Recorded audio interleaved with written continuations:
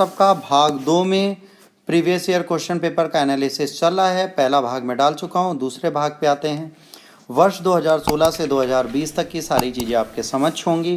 कृपया अगर नहीं देखा तो पहला वीडियो देख लें, नहीं देखा तो उसका लिंक आपको डिस्क्रिप्शन बॉक्स में मिल जाएगा या स्क्रीन पे आपके फ्लैश हो रहा होगा। आप प्लीज़ 2016 भी देख सकते हैं और आगे 2017 के बाद जो लगेगा वो भी फ्लैश होने लगेगा। चलिए 2017 का अपना हिस्ट्री का क्वेश्चन पेपर एनालिसिस का समय प्रारंभ होता है, उसे स्टार्ट करते हैं। पहला question, with the reference to the difference between the culture of Rigvedic Aryans and Indus valley people which of the following statement is correct. पहली चीज़ क्या है बेटा, ऋग्वेद के जो लोग थे उनके पास कोट होता था, हेलमेट होता था और युद्ध करते थे। अच्छा, आईवीसी के लोगों को इतना कुछ नहीं था। ऋग्वेद के लोग सोना चांदी सब यूज़ करते थे और सिंधु घाटी के लोगों को सिर्फ तांबा और लोहा पता था। ऋग्वेद के लोगों ने घोड़े को पालतू बनाया, पर सिंधु घाटी सभ्यता के लोग इसे जानते थे, पर इसको पालतू बनाने के कोई साक्ष्य नहीं है। अब देखिए, एक बहुत इंपॉर्टेंट चीज़, अगर इस क्वेश्चन को आप ध्यान से देखें तो आपको बहुत अच्छी चीज़ पता चली कि पहला स्टेटमेंट बिल्कुल सही है। हम लोग वॉर नहीं करते थे, आईवीसी के लोग आर्यन करते थे। पर यहाँ पर इस लाइन में जो लिखा है, हमें चांदी भी पता थी, सोना भी पता था, हमें गोल्ड के बीड्स भी मिले हैं, तांबा भी मिला है, कांसा भी मिला है, बट हमें लोहा नहीं मिला वैदिक पीरियड में। तो पहली लाइन के बाद दूसरा स्टेटमेंट गलत। फिर ऋग्वेद के लोग जो थे वो घोड़े को पालते थे, हाँ बिल्कुल पाला। और वैदिक कल्चर के लोगों के बाद आईवीसी की बात करें तो सिंधु घाटी सभ्यता के लोगों को घोड़े का ज्ञान था, क्योंकि यहाँ साक्ष्य मिले हैं घोड़े के, पर उसको पाला नहीं था, ये सही है। तो तीसरा स्टेटमेंट सही है। तो पहला और तीसरा जहाँ पे आएगा वो स्टेटमेंट सही होगा। तो इसका स्टेटमेंट ऑप्शन सी सही होगा। आइए इसकी एक्सप्लेनेशन को भी देख लेते हैं।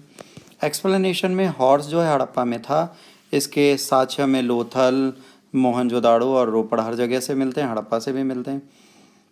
एक्सीवेशन में भी हमें कुछ रिपोर्ट नहीं मिली, बट थोड़ी बहुत जगह मिला है।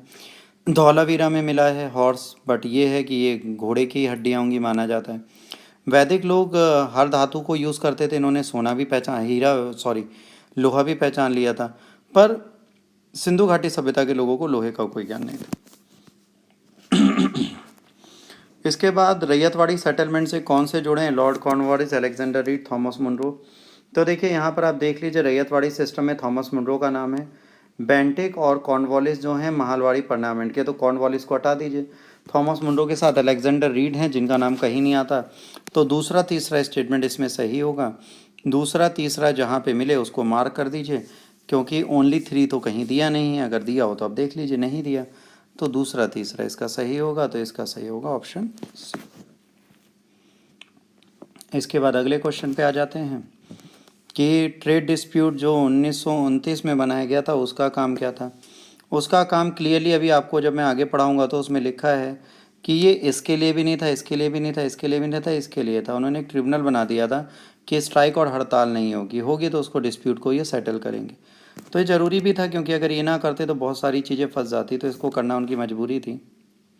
तो यहाँ पर क्या था कि ट्रेड डिस्प्यूट एक्ट आया बेटा 1929 का। इसमें बहुत सारी चीज़ें थी। इसमें देखिए, strike the act prohibit strike and lockout without the notice of public utility services. तो इसने इसको बैन किया, यही इसका आंसर है। इसके बाद फैक्ट्रीज़ एक्ट 1881 ने क्या किया भाई, उन्होंने फिक्स वेजेस दी इंडस्ट्रीज़ वर्कर की और उनको अलाउ किया workers to work from trade unions. इसके बाद एनएम लोखंडे बहुत बड़े लेबर मूवमेंट में थे ब्रिटिश इंडिया के टाइम पे। तो जाहिर सी बात है, इसमें जो एक्ट है उसने aim to improve the condition of the labour. तो यहाँ पर इम्प्रूव करने की बात थी, कंडीशन की, वेजेस की कोई बात नहीं की गई। तो पहली लाइन गलत हो गई।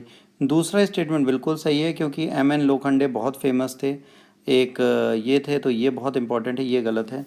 तो सेकंड ओनली जहाँ पर होगा ऑप्शन बी इसका बिल्कुल करेक्ट आंसर माना जाएगा। एक्सप्लेनेशन में सीधे लिखा हुआ है एम एन लोखंडे बहुत फेमस इंसान थे, है ना, लेबर मूवमेंट के 19th सेंचुरी में थे, और इन्होंने बहुत सारे कम्युनल इश्यूज़ कास्ट के थे, है ना, और करेजियस भी थे, बहुत सारी चीज़ें थी, इसलिए बहुत फेमस हुए। इसके बाद बटलर कमेटी जो 1927 में आई, उसने क्या किया? बटलर कमेटी का ऑब्जेक्टिव क्या था? बटलर कमेटी जब 1927 में आई तो इसका प्रयास था कि प्रिंसली स्टेट्स के साथ रिश्ते अच्छे किए जाएं, देसी रियासतों के साथ। तो इसने इसके लिए काम किया, है ना। तो इसका ऑप्शन डी बिल्कुल सही है कि देसी रियासतों के लिए काम किया। अगर आप ध्यान देंगे तो आपको यहाँ पर लिखा मिल जाएगा कि India appointed Butler committee, Indian state committee, Butler committee investigate clarify relationship between Paramount power and a princely state. तो बटलर कमेटी यहीं पे आप याद कर लीजिए।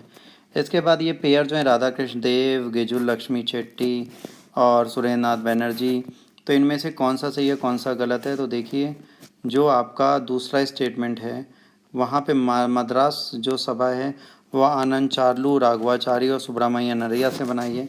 बाकी सब बिल्कुल सही है, तो दूसरा स्टेटमेंट इसमें बेटा गलत माना जाएगा। बाकी सारे स्टेटमेंट बिल्कुल सही माने जाएंगे, तो दूसरे को काट दीजिए। पहला तीसरा जहाँ मिले वो बिल्कुल सही है, तो इसका ऑप्शन बी बिल्कुल करेक्ट माना जाएगा आप लोगों के लिए। तो यहाँ पर ऑप्शन बी को मार्क कर दीजिए, वो आपके काम का है। इसके बाद अगला है क्या इंपॉर्टेंट सी पोर्ट है काकाटिया किंगडम का? देखिए काकाटिया किंगडम अगर आप ठीक से पढ़ते हैं तो ठीक, नहीं पढ़ी तो आपको इतना परेशान होने की ज़रूरत नहीं है। कुछ क्वेश्चंस छोड़ने हैं उसमें आप ये छोड़ सकते हैं। मोतुपल्ली बहुत फेमस था क्योंकि यहाँ पर कौन आया था? मार्को पोलो आया था। मार्को पोलो एक बहुत इम्पॉर्टेंट वर्टियन ट्रैवल था, वेनेटियन ट्रैवल था जो यहाँ आया था। तो इसके बारे में बोला जाता है। काकाटिया डायनेस्टी ये आपकी बनी हुई, आप देख लीजिए। यहाँ पर इनका पोर्ट था, यहाँ पर ये आए थे। तो इसका ऑप्शन होगा बी मोतुपल्ली। देखिए ऐसे कुछ क्वेश्चंस हैं जिनका आंसर हर बंदा नहीं दे सकता, उसमें ये भी आते हैं। तो ऑप्शन बी मोतुपल्ली इसका करेक्ट आंसर आपके लिए है। अगला क्वेश्चन आते हैं, in the context of Indian history dyarchy, dyarchy द्वैत शासन क्या था? द्वैत शासन जो है प्रोविंस को दो भागों में बांट देता है, दो विषयों में इनको बांट देता है। भाई विधानमंडल और ये संसद की बात ही नहीं होगी। दो सरकार केंद्रीय राज्य कहीं आएगा ही नहीं, लंदन और दूसरा दिल्ली में होगा नहीं, तो ऑप्शन डी ही बचा। एलिमिनेशन मेथड भी अगर आप ध्यान से पढ़ेंगे तो आपको क्लियर हो जाएगा कि भाई इतना ज़्यादा तो शासन का प्रबंध करने का अधिकार आपको नहीं मिलेगा कि आप इस चीज़ को कर पाएँ। तो इसका ऑप्शन करेक्ट होगा डी। आइए इसको यहाँ पे भी देख लेते हैं कि इनका प्रिंसिपल क्या था डायरकी का? Division of executive of each provincial government, ठीक है, ताकि रिस्पॉन्सिबल सेक्शन बने और धीरे धीरे आगे बढ़े। इसके बाद अगला है फ्रीडम स्ट्रगल में इन सारे को सीक्वेंस में करिए। Mutiny in Royal Indian Navy, quit India movement और सेकेंड राउंड टेबल कॉन्फ्रेंस। अब देखिए क्विट इंडिया मूवमेंट और सेकेंड राउंड टेबल कॉन्फ्रेंस में कौन सी पहले होगी?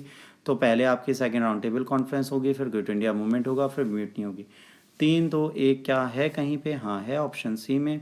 तो इसका राइट आंसर ऑप्शन सी होगा। देख लीजिए 46 में हुई, क्विट इंडिया मूवमेंट 42 में और राउंड टेबल कॉन्फ्रेंस 31 में। तो राउंड टेबल कॉन्फ्रेंस पहले, क्विट इंडिया और म्यूटनी। तो ऑप्शन सी इसका बिल्कुल करेक्ट माना जाएगा। देखिए अगर मॉडर्न इंडियन हिस्ट्री आपने ठीक से पढ़ी है तो आप इसका आंसर दे देंगे। इसका राइट आंसर है ऑप्शन सी, जो आपको यहाँ पर सेव करने की ज़रूरत है। इसके बाद अगले क्वेश्चन पे चलते हैं। मणिपुर का जो चीज़ें हैं, संकीर्तन है, उसके बारे में आपको ध्यान देना है। यह गीत जो है नृत्य और प्रदर्शन करते हैं। The songs dance and performance, ये करताल एक वाद्य यंत्र है जो इसमें प्रयुक्त किया जाता है। भगवान श्री कृष्ण की जीवन लीलाओं के बारे में ये बात करता है। तो जाहिर सी बात है इसमें सिर्फ एक ही म्यूज़िक यंत्र नहीं बजता, इस चीज़ को आप समझिए। यहाँ पर क्लियरली बताया गया, यहाँ पर बहुत सारी चीज़ें बजाई जाती हैं। म्यूज़िक में एक चीज़ सिर्फ नहीं होती। इसको छोड़ के बाकी दोनों स्टेटमेंट सही हैं। तो पहला तीसरा जहाँ दिया है वो सही होगा, तो इसका ऑप्शन बी सही होगा। तो आप यहाँ पे इजीली मार्क कर सकते हैं ऑप्शन बी। इस तरीके से अगर आप एलिमिनेशन मेथड और थोड़ा दिमाग लगाएंगे तो आपको पता चल जाएगा। ये NIOS की पुस्तक अगर क्लास 12 की आर्ट एंड कल्चर उठाएंगे तो उसमें इसके बारे में सारी चीज़ें दी गई हैं। इसका अगला क्वेश्चन है, with the reference of religious history of India consider the following statement. पहला है सोसांत्रिक और समितियाँ और फ्रॉम जैन रिलीजन, और उसके बाद अगला है सर्वस्ववादियों की मान्यता ये थी कि ये पूर्णतः क्षणिक नहीं है अपितु अव्यक्त रूप से सदैव विद्यमान रहता है। ये अलग रिलीजन है सर्वस्तिवादी, बुद्धिस्ट से रिलीजन थोड़ा मिलता जुलता है, बट जो पहली लाइन है वो बुद्ध रिलीजन से संबंधित है। तो पहला स्टेटमेंट बेटा इसका गलत हो जाएगा। तो इस ऑप्शन को अगर आप ध्यान देंगे तो आप ध्यान से देखिए, तो जो पहला ऑप्शन है वो ये होगा गलत और दूसरा होगा आपका सही। तो ऑप्शन 2 मतलब ऑप्शन बी इसका सही होगा, जहाँ पर दूसरा स्टेटमेंट सही माना जा रहा है। इसके बाद अगले क्वेश्चन पे चलते हैं। अगला क्वेश्चन आपका है, पेंटिंग ऑफ बोधिसत्वा पद्मपानी इतनी फेमस है क्यों और ये कहाँ पर पाई गई है, क्या है? तो पद्मपानी जो है ये बेटा अजंता की पेंटिंग है। इसमें इन्होंने लोटस पकड़ा हुआ है, बोधिसत्व हैं ये, और ये इन्होंने नीला गुलाब पकड़ा, कमल पकड़ा हुआ है जो आपको बताया। तो ये कहाँ से पाई गई? अजंता से पाई गई है। Art and culture Nitin Singhania की पुस्तक अगर आप पढ़ेंगे तो उसमें इसके बारे में आपको पता चल जाएगा। ऑप्शन ए इसका बिल्कुल सही माना जाएगा। आर्ट एंड कल्चर की बुक से इसकी सारी डिटेल आपको मिल जाती है, तो go ahead with art and culture book. इसके बाद एक फेमस फेस्टिवल्स लिखे हैं। चलिया साहिब फेस्टिवल सिंधियों का है, नंदराज जात यात्रा गोंडों की है, वारी वारी संथाल का है। इनमें से कौन सा युग्म सही है? तो अगर आप ध्यान से देखेंगे पेयर 1 जो है वो सही है, पेयर 2 करेक्ट नहीं है, क्योंकि नंदा देवी में सेलिब्रेट किया जाता है ना। नंदा देवी जाट एक मंदिर है, वहाँ पर सेलिब्रेट किया जाता है, तो ये गोंड से रिलेटेड बिल्कुल नहीं है। पेयर थर्ड जो है पदमपुरी वॉरी एक एनुअल पिलग्रिम है, ठीक है, महाराष्ट्र में, ये भी गलत स्टेटमेंट है, संथाल से नहीं है। तो ओनली स्टेटमेंट 1 इज़ करेक्ट। 1 जो है बेटा ऑप्शन 1 में दिया गया है, 1 इज़ ओनली करेक्ट यहाँ पर दिया गया है, तो option A is correct in this. इसको आप यहाँ पर देख सकते हैं। इसके बाद यहाँ पर क्या है, देखिए ये फेस्टिवल इस तरीके से सेलिब्रेट किया जाता है, इसके बारे में सारी डिटेल दी गई है। इसके बाद अगला है कौन सा फेमस है सन टेम्पल में कौन सी चीज़ें हैं सूर्य मंदिर के लिए, इनमें से कौन सा विख्यात है? असरवल्ली, अमरकंटक, ओमकारेश्वर। अगर आप ध्यान से देंगे अमरकंटक और ओमकारेश्वर तो हिंदू मंदिर हैं, और ये दोनों बिल्कुल अलग चीज़ है। अमरकंटक एक प्लेस है, ओमकारेश्वर एक मंदिर है। तो अगर इसको ध्यान से देखेंगे तो अरसावली सन टेम्पल आंध्र प्रदेश में, अमरकंटक जो है पिलग्रिम है मध्य प्रदेश में, मीटिंग पॉइंट है विंध्य और सतपुरा रेंजेस का, और ओमकारेश्वर एक मंदिर है गॉड शिवा का जो मध्य प्रदेश में है। तो एक ही स्टेटमेंट इसका सही माना जाएगा, पहला अरसावली। तो आप इसके स्टेटमेंट में अरसावली को सही मानेंगे, बाकी किसी को नहीं। तो अरसावली पहला जहाँ पे दिया वो ऑप्शन सही होगा। तो इसका ऑप्शन जो सही माना जाएगा वो माना जाएगा ऑप्शन ए। देखिए अगर आप एलिमिनेशन मेथड को भी फॉलो करते हैं तो आप इजीली कुछ भी कर सकते हैं। पार्ट 2 बेटा यहीं पर ख़त्म होता है, पार्ट 3 बहुत जल्दी आपके लिए आएगा। अगर आपको ये वीडियो यूज़फुल लगा तो प्लीज़ इसे लाइक शेयर और सब्सक्राइब करिए। अगर इसमें आप कोई बदलाव करना चाहते हैं तो ज़रूर मुझे सजेस्ट करिए, और इसको अधिक से अधिक लोगों तक पहुँचाइए ताकि एग्ज़ाम में लोगों की मदद कर पाएँ। आज के लिए इतना ही। God bless you all, take care, bye bye.